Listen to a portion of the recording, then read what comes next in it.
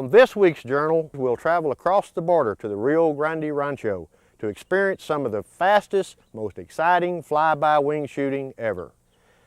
So kick back and get ready for another exciting episode of the Journal of the Texas Trophy Hunters.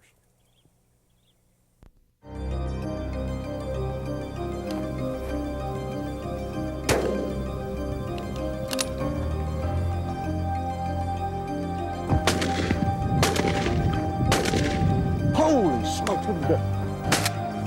I've never seen action this fast and furious. It's awesome. One of North America's premier whitetail outfitters is causing quite a stir in the off-season. It's hard to beat Rio Grande Rancho's 5-star dove hunts across the border in Coahuila, Mexico. A lot of sportsmen are pretty leery of taking a trip into Mexico. What with the non-stop border bashing we hear about from the media, news reporters would lead you to believe that Mexico is one big hellhole. But Texas trophy hunters knows different. I know housewives from across South Texas that take regular shopping trips across the border and don't even blink an eye. Of course, when a group of 5 guys, all hauling guns into Mexico, come along, it's good to have the right paperwork. A short check at the Piedras Negras border station, and we're off. This late season dove hunt has become a tradition for Texas trophy hunters readers. 100 degrees and several cases of shells are the rule. It's been a good year for rain, and the doves are feeding in heavy numbers across the wide open fields near the Rio Grande River. Let us show you a first-class operation in action. You're greeted at Rio Grande Rancho by staff members who will act more like personal servants for the duration. They won't help you aim, but they'll help your attitude. In no time, it's off to the fields for the first evening's hunt, escorted in Rio Grande Rancho's shuttle vans that are also equipped with a bottomless beverage cooler and more shotgun shells than you'll care to shoot. Oh, hey, is Pablo? What's your one amigo? Pablo? Relby? Bueno. And the hunt begins. Coming in, Jerry. In some of the most active morning in white-winged dove territory in the country. Excuse me, that's the best in 2 countries.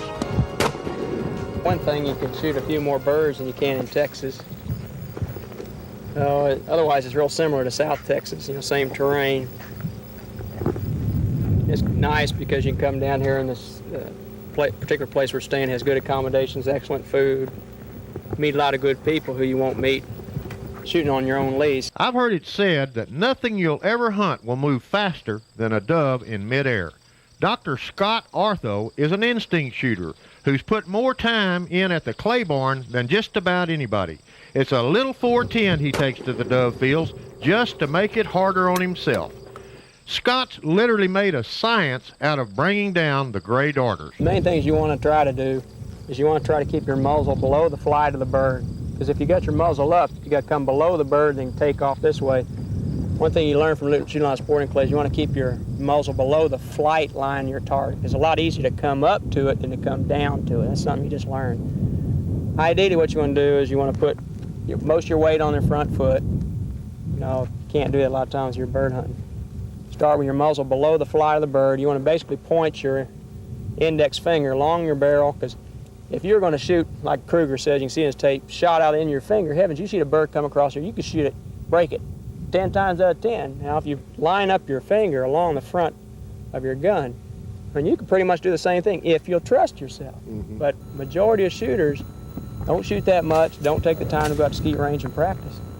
And they're thinking. And again, the subconscious is the A team, the conscious the B team. By the time you measure the mount, pull the trigger, the time it came to your brain, went to your finger, the bird's already flown by. So ideal thing is keep your gun below the flight line of the bird, and you got to shoot in front of the bird. If you shoot behind, you got to put your payload in front of the bird. If you shoot at the bird, it's going to be behind it. Right. So you got to concentrate and shoot in front of the bird.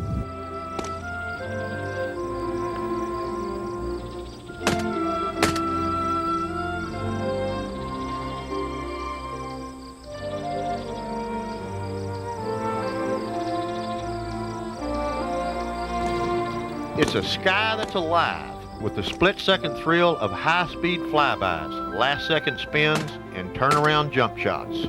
It's a land with siestas by the pool and white wing on rice for lunch. But most of all, it's a time, the quiet, contemplative time when folks stare at the horizon and all the wonders of the world. We wonder how these birds can appear out of thin air from a space you've just been staring right into. There are villages here and ruins of old missions that hide so many secrets within their thick walls. Rio Grande Rancho proves once again that dove hunting is more than point and shoot. With the generous bag limits, we almost lost count on numbers of dove taken on this trip. But one thing to remember, there's no bag limits on memories.